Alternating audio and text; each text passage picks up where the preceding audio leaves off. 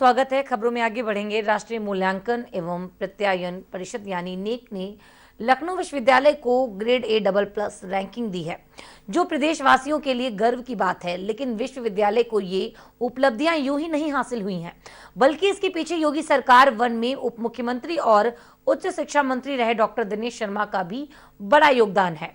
हमारे संवाददाता रजत सिन्हा ने दिनेश शर्मा से खास बातचीत की। क्या कुछ कहा, आइए आपको सुनाते हैं। नेक इंडिया द्वारा ग्रेड A++ की रैंकिंग लखनऊ विश्वविद्यालय को दी गई है और उसके बाद उत्तर प्रदेश का यह पहला विश्वविद्यालय बन गया है जिसको ग्रेड A++ की रैंकिंग मिली है। हमारे साथ बात करने के लिए तत्कालीन उच्च शिक्षा मंत्री डॉक्टर दिनेश शर्मा है, जो लखनऊ विश्वविद्यालय के प्रोफेसर भी रहे हैं और पिछले 5 साल तक योगी सरकार में वो उच्च शिक्षा मंत्री रहे हैं और शिक्षा के स्तर को बढ़ाने के लिए उन्होंने काफ़ी काम किया है। न केवल उच्च शिक्षा मंत्री रहते हुए, जबकि वो मेयर थे तब भी उन्होंने काफ़ी काम किया था। डॉक्टर शर्मा जी, सबसे पहले तो आपको बहुत बहुत बधाई कि लखनऊ विश्वविद्यालय को ग्रेड A++ की रैंकिंग मिली है। आखिर ये ग्रेड A++ की रैंकिंग क्या होती है, हम ये आपसे जानना चाहेंगे। मैं पहले तो लखनऊ विश्वविद्यालय के कुलपति जी को, शिक्षकों को, छात्रों को, विद्यार्थियों को बधाई दूंगा कि आज नैक की जो ग्रेडिंग है उसमें A++, यानी कि हम अव्वल नहीं, एक श्रेष्ठतम श्रेणी में ये विश्वविद्यालय हर चीज़ में, पठन पाठन की प्रक्रिया से लेकर इंफ्रास्ट्रक्चर से लेकर शोध कार्यों तक सभी में ये अव्वल है। इस बात का प्रमाण सिद्ध हुआ है। कोई भी विश्वविद्यालय या संस्था एक ग्रेड से ऊपर एक दिन में नहीं हो जाती। इसके लिए अथक प्रयास करना होता है और सरकार का इसमें बड़ा इम्पॉर्टेंट रोल होता है। और जो विश्वविद्यालय एडमिनिस्ट्रेशन होता है, कुलपति या विद्यार्थी या छात्र होते हैं, उनका बहुत महत्वपूर्ण रोल होता है। मैं विश्वविद्यालय में प्रोफेसर भी रहा हूँ, ये मेरा सौभाग्य था। महापौर के कार्यकाल से ही मैंने निश्चय किया था कि इस विश्वविद्यालय को एक ग्रेड मिले और कई बार हम लोग थोड़ा थोड़ा जाते जाते बचे। यहाँ पर सबसे पहले CSR फंड से ONGC की बहुत बड़ी सी बिल्डिंग बनी, जिसमें विभिन्न प्रकार की आधुनिक जो कार्य हैं, शैक्षणिक कार्य हैं, उनका संपादन होता है। बहुत बड़ी बिल्डिंग बनी। उसके बाद उच्च शिक्षा मंत्री रहते हुए हमारी पहला प्रयत्न था कि नकल विहीन परीक्षाएं हों, सत्र का नियमितीकरण हो, डिजिटलाइजेशन का बोलबाला हो और उसके साथ साथ इंफ्रास्ट्रक्चर ठीक हो। CSR फंड से ही न्यू कैंपस में गिरी जो संस्थान है उसकी स्थापना कराई। यहाँ पर अभिनव गुप्त संस्थान में करोड़ों रुपए देके संस्कृत का बहुत बड़ा संस्थान, उसमें प्रोफेसर्स की जो एसोसिएट प्रोफेसर, असिस्टेंट प्रोफेसर, कर्मचारियों की पोस्टें दी गई। लाइब्रेरी के लिए सरकार के द्वारा उसका मॉडर्नाइजेशन करने के लिए, न्यू टेक्नोलॉजी अडॉप्ट करने के लिए बहुत बड़ी राशि के साथ में उसकी मॉनिटरिंग करी गई। देने के बाद यहाँ पर 4 लखनऊ सारे विश्वविद्यालयों को हमने शोधपीठ दी है। लखनऊ में दीनदयाल उपाध्याय शोधपीठ, अटल बिहारी वाजपेयी सुशासन पीठ, महात्मा गांधी रोजगार सृजन पीठ और भौराव देवरस शोधपीठ जहां हम लोगों ने दी। वहीं अगर देखा जाए तो लगभग इसमें यहाँ पर अगर देखें तो 2 दर्जन से अधिक सेंटर ऑफ एक्सीलेंस, ये किसी भी विश्वविद्यालय के लिए बड़ी उपलब्धि होती है कुछ वर्षों के अंदर। और इसके साथ साथ 50 से ऊपर रिसर्च प्रोजेक्ट और साथ में सारे छात्रावासों के मरम्मत के लिए 13 करोड़ से ऊपर की राशि को निर्गत किया। कैंटीन के लिए पैसा दिया।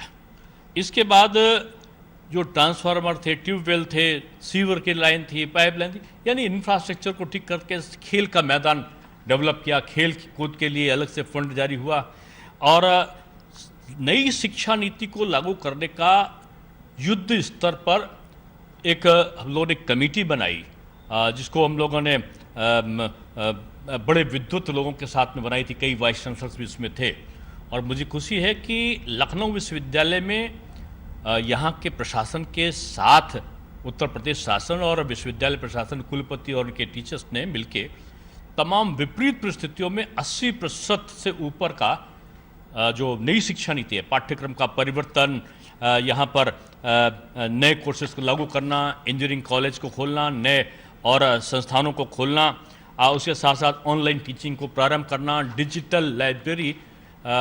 उच्च शिक्षा विभाग ने भारतवर्ष में सबसे बड़ी डिजिटल लाइब्रेरी जिसमें अच्छे प्रोफेसर्स और टीचर्स के लेक्चर्स को ई कंटेंट को अपलोड किया गया 78,000 से ऊपर।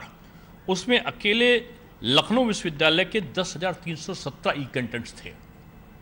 इनको लेकर हम लोग चले और मुझे खुशी है कि हमने उत्तर प्रदेश शासन के माध्यम से शोध गंगा पोर्टल की स्थापना, शोध छात्रवृत्तियों को नए नए विभागों को खोलने का और इसके अलावा तमाम पुरस्कार थे यहाँ के योग्य शिक्षकों को भी मिले। शिक्षक श्री था, सरस्वती पुरस्कार था, मेरी विधायक निधि से भी हम लोगों ने यहाँ पे महिला शौचालयों का निर्माण, वेंटिलेटर युक्त एम्बुलेंसेस को देना और इसके साथ साथ नई कैंटीन और उसके अलावा शैक्षिक पठन पाठन सुनिश्चित हो, समय से परीक्षा, समय से परिणाम और समय से परीक्षा पुस्तकों का जांचा जाना, ये जहां कराया वहीं विश्वविद्यालय में जो अधिकारियों की कमी 20 साल से चल रही थी, रजिस्ट्रार, कुल सचिव, सहायक कुल सचिव, उप कुल सचिव, फाइनेंस अफसर, वित्त अधिकारी के अलावा जो यहाँ का परीक्षा नियंत्रक,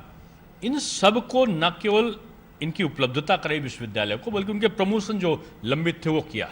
एक कठोर शासनादेश के माध्यम से ये प्रयत्न किया गया कि सभी टीचर्स का जो लंबित उनका प्रमोशन, पर्सनल प्रमोशन है, वो 2021 में हर हालत में सुनिश्चित किया जाए। वो सुनिश्चित हुआ। उसके बाद हम लोगों ने कहा जितने नए पोस्ट पद रिक्त हैं, एक नई चयन प्रणाली के अंतर्गत पारदर्शी तरीके से नए शिक्षकों की भर्ती की जाए।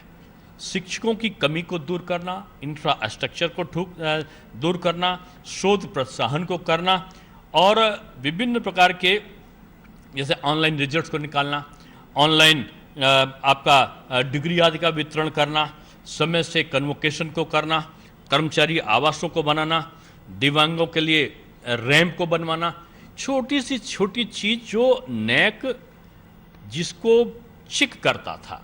सर यही मेरा सवाल है कि क्या उसको उत्तर प्रदेश शासन ने पूरा विश्वविद्यालय को सहयोग दिया और विश्वविद्यालय ने सही रूप में इसको क्रियान्वित किया।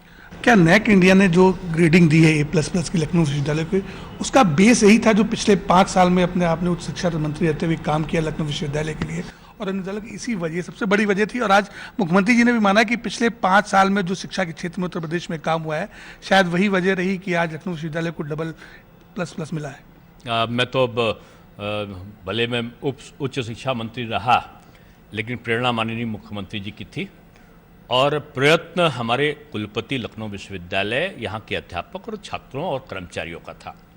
उच्च शिक्षा मंत्री होने के नाते और एक विश्वविद्यालय का प्रोफेसर होने के नाते मैं इनकी खुशियों में अपने आप को संबद्ध करता हूँ। एक सवाल और है कि जिस तरीके से लखनऊ विश्वविद्यालय को ग्रेडिंग मिली है A++ की, क्या उत्तर प्रदेश के अन्य विश्वविद्यालय भी अब इस दिशा में आगे बढ़ेंगे और उसमें आपका क्या सहयोग रहेगा? आप देखते जाइए, बीज जो बोया था शैक्षिक सुधार का, उस शैक्षिक सुधार का बीज अब वृक्ष बन रहा है। अभी कितने विश्वविद्यालय होंगे आप उसका अनुमान नहीं लगा सकते हो।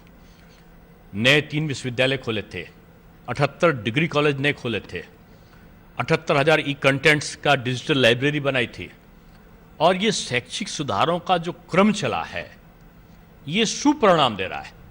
मतलब 20 वर्षों से प्रिंसिपल्स नहीं थे कहीं पर, डिग्री कॉलेजेस में सरकारी में सब में प्रिंसिपल पहुंच गए। जो अनुदानित विद्यालय हुआ करते थे वहां के अध्यापक का अंधकार में जीवन था, प्रोफेसर नहीं बन सकते थे। एक ऑर्डर में उच्च शिक्षा विभाग के आज विश्वविद्यालय के अध्यापकों के बाद जो महाविद्यालय के अध्यापक हैं उनको भी प्रोफेसर का पदनाम भी मिला है, इंक्रीमेंट भी मिला है, उनको शोध कार्यों का अधिकार भी मिला है। तो ये जो की गई थी अभी तो विश्वविद्यालय को मिला। अब आप देखते जाओ, धीरे धीरे महाविद्यालयों की झड़ी लगेगी। 78 जो नए डिग्री कॉलेज खोले थे उनको भी हम लोगों ने विश्वविद्यालयों से संबद्ध किया है। मॉडर्न एजुकेशन, आधुनिक जो कोर्स शेड्यूल, इनके साथ में शिक्षा शुरू हुआ है और मैं समझता हूँ ये परिवर्तन पूरे भारतवर्ष को नेतृत्व प्रदान करेगा शिक्षा के क्षेत्र में।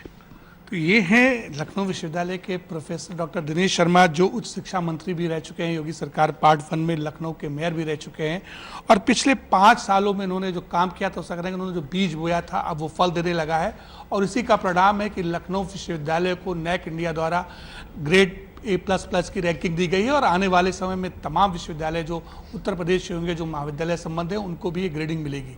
सहारा समय के लिए लखनऊ से कैमरामैन सत्येंद्र राय के साथ